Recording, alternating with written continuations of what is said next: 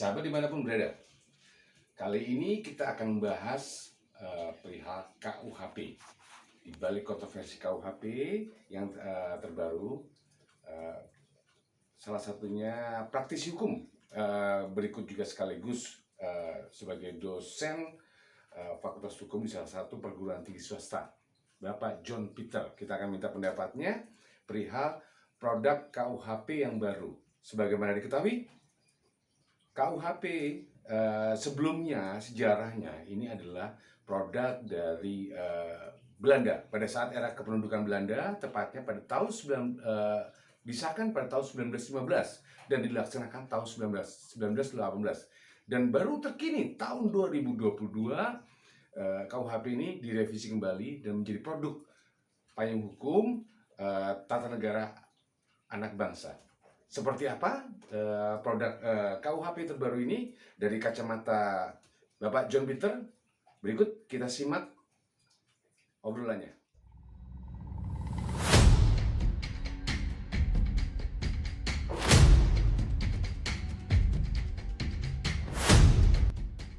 Ya, berikut dengan Pak John Peter. Beliau adalah seorang praktisi hukum, bertempat tinggal di Bogor, dan berikut juga dosen salah satu perguruan tinggi swasta di Bogor, tepatnya di Universitas Pakuan ya, begitu ya Pak ya.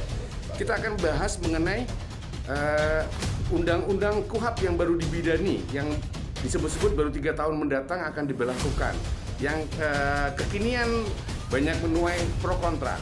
Nah, Pak John Peter, pendapat Bapak gimana Pak mengenai produk undang-undang KUHP yang baru ini? Baik, Kitab Undang-Undang Hukum Pidana itu sebenarnya produk udah lama, mulai dari tahun 62. Hasil seminar di Gajah Mada pendapat Mulyatno itu menyebutkan atas dasar apa perubahan ini kita harus bangun. Itu dulu pertanyaannya. Ternyata berhenti beberapa tahun berikutnya yang dimotori oleh Sujono, karena bingung atas dasar apa ini yang menjadi pundasi. Pundasi terminologi baratkah atau pundasi terminologi budaya Indonesia. Ternyata perkembangan berikutnya disusun kepenelitian oleh Menteri dari Departemen Kehakiman dulunya. Dia bangun, terus dibangun, terjadi beberapa hal perubahan, sehingga perubahan-perubahan tersebut disusun oleh beberapa pakar-pakar di Indonesia ini, khususnya pakar-pakar di bidang hukum dan juga bidang hukum pidana. Ternyata begitu saya salah satu menulis terhadap suatu perubahan Kitab Undang-Undang Hukum Pidana, ada yang saya soroti, terutama itu menyangkut mengenai terminologi yang saya bangun adalah mengenai bunuh diri. Dan percobaan bunuh diri itu apakah kejahatan atau tidak. Dan itu juga sudah saya sampaikan kepada DPR, dan ada suratnya dijawab bahwa itu akan ditindaklanjuti. Ternyata ketentuan tersebut telah disahkan dan diundangkan kemarin.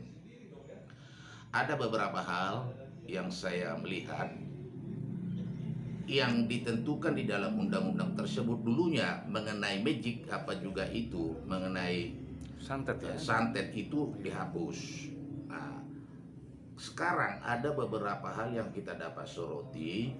Ada 3 yang saya lihat mengenai kebebasan berpendapat antara fitnah dan juga kritik. Kedua, mengenai kebebasan di dalam konteks mengenai seks di dalam hal yang disusun oleh undang-undang itu sendiri. Dan yang ketiga, mengenai penghukuman pelaksanaan di dalam hal hukuman mati itu sendiri. Jadi ada 3 yang paling saya dapat soroti itu yang berkembang. Oke, saudara.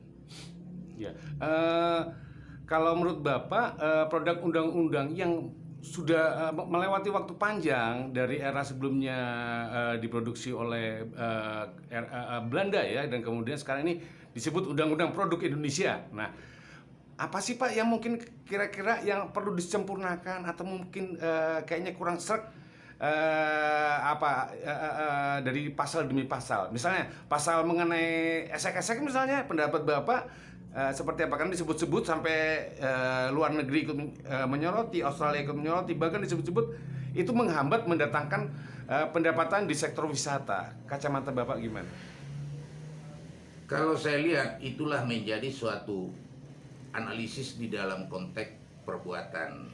Makanya Bu Liatno bilang atas dasar apa kita bangun KUHP itu sendiri. Nah, di sini kita lihat mengenai esek-esek ada ditinjau dari segi wisata. Bagaimana kalau kita tinjau dari segi hukum adat atau juga yang berlaku di Indonesia? Ada beberapa di daerah memang kebebasan hal yang demikian itu sepanjang mereka dapat melakukannya dengan sistem yang katakanlah melakukannya dengan mau sama mau zaman dahulu, tapi begitu datang agama itu sudah dilarang. Ada juga berpendapat bahwa kalau di Indonesia ini namanya esek-esek itu adalah bukan merupakan bagian budaya kita. Budaya Indonesia ini pada umumnya adalah budaya yang beradab dan juga agamais. Artinya kita kembalikan kepada terminologi ini. Kalau kita melihat dengan dari luar negeri yang bisa mengacu kepada kebebasan-kebebasan seks yang mereka lakukan, ini sangat bertentangan dengan nilai-nilai budaya kita dan agama kita. Salah satu contoh teori perbandingan yang pernah kita diskusikan, kalau itu kebebasan yang terlalu jauh, tidak membangun terminologi di dalam konteks mewujudkan manusia itu dengan baik. Kenapa narkoba itu memakan narkoba dengan teori kesenangan itu dihukum? Dua-duanya ini saling merusak. Narkoba barang siapa menggunakan dihukum, ada undang-undangnya. Tapi barang siapa yang melakukan esek-esek, kenapa tidak dihukum kalau terminologinya itu hanya kepuasan, menyangkut hak ajasi? Saya makan obat, hak ajasi saya kok. Atau juga makan narkotika, kebebasan saya. Mau mati saya, mau hidup saya kok. Saya melaksanakan seks, kebebasan saya. Mau saya lakukan, itu hak saya. Hak kita ini diatur dengan konteks hukum Indonesia melalui budaya, melalui agama. Esek-esek yang dibangun di kita ini adalah itu harus ditentang karena bukan mengantuk kepada budaya dan agama kita itu sendiri. Ya, mungkin sebagai pembeda era KUHP produk Belanda sebelumnya, urusan esek-esek tidak diakomodir, disesuaikan dengan budaya Barat. Jadi mungkin disebut boleh disebut produk KUHP terbaru ini yang mengatur urusan esek-esek ini adalah produk KUHP rasa Pancasila atau rasa keindonesiaannya. Mungkin bisa disebut begitu ya, Pak ya? Oke. Sebenarnya di KUHP sendiri itu diatur. Mengenai sodomi juga itu diatur. Mengenai hubungan antara sesama jenis juga itu diatur. Hubungan diantara juga dengan suami istri yang senikah itu diatur. Sebenarnya kalau kita lihat di dalam konteks rancangan KUHP itu sendiri tidak banyak berubah selain daripada hukuman. Ada penghukuman denda dan minimal. Di luar itu hampir sama semuanya. Jadi tidak ada yang signifikan di dalam konteks penyusunannya. Ada beberapa pasal sama semua, hanya tinggal dijabarin jadi penjelasan itu menjadi terminologi yang membangun kita lihat substansi daripada pasal itu. Nah itu. Jadi hampir katakan itu 80% masih itu sama. Itu nggak ada bedanya. Jadi sehingga kita terapkan, kalau dibilang itu dihajar dengan wisata tidak bebas, langsung atau tidak langsung membawa masyarakat kita dan generasi muda kita melakukan dengan seks yang dianggap dengan bebas yang bertentangan dengan agama dan adat istiadat. Saya sebagai orang Indonesia dan Ketimuran kurang setuju atas pendapat daripada luar tersebut. Kalau pendapat Bapak, produk payung hukum yang mengatur urusan tata kelola masyarakat bernegara, KUHP ini artinya sudah terbilang cukup baik, mungkin begitu Pak? Kalau saya lihat dari KUHP itu sendiri memang menurut saya ada beberapa kelemahan, tapi itu karena dibangun oleh para pakar-pakar menurut saya sudah bagus. Cuma itu tadi ada beberapa hal kelemahan-kelemahan memberi kelonggaran kepada orang lain itu melakukan suatu kejahatan. Makanya di dalam rancangan pun juga itu ada satu yang disoroti oleh rekan kita sebagai praktisi hukuman Paris. Ada beberapa kasus yang juga saya tangani dihukum mati. Dia mengajukan PK sampai 3 kali tidak dikabulkan. Ada juga itu menjadi gerasi, dia minta akhirnya dari hukuman mati menjadi hukuman seumur hidup. Dia bertingkah laku untuk ini. Tapi kita lihat terminologi hukuman mati itu kan adalah hukuman yang sangat sudah cukup tinggi. Bagaimana kita melihat ini?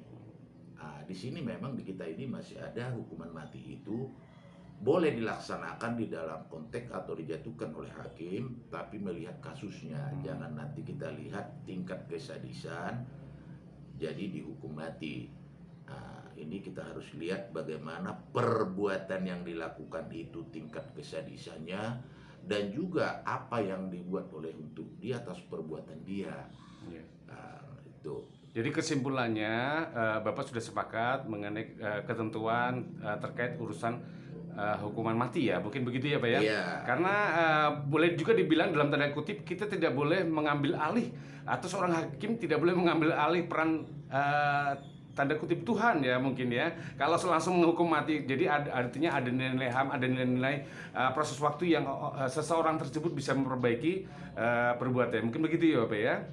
Itu salah satu. Cuma bagi analisis saya, kalau 10 tahun dibiarkan, aturannya ada penjabaran lagi, diajukan lagi itu peninjauan kembali atas putusan itu sampai sesuai putusan Mahkamah Konstitusi bisa 3 kali.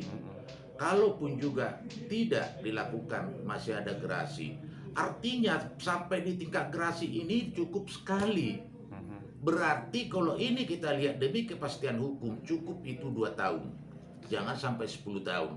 Endingnya barang siapa yang tidak mengajukan gerasi di dalam konteks hukuman mati sampai batas 2 tahun dapat dilaksanakan. Itu. Oke, terima kasih Pak John. Saya simpulkan dari diskusi ini, produk KUHP yang baru diproduksi walaupun baru 3 tahun mendatang pembelakuannya, artinya sudah terbilang cukup bagus, cukup baik, dan mungkin juga sudah cukup tersempurnakan dari produk Belanda sebelumnya, begitu ya Bapak ya? Iya, itu banyak disempurnakan kalau itu.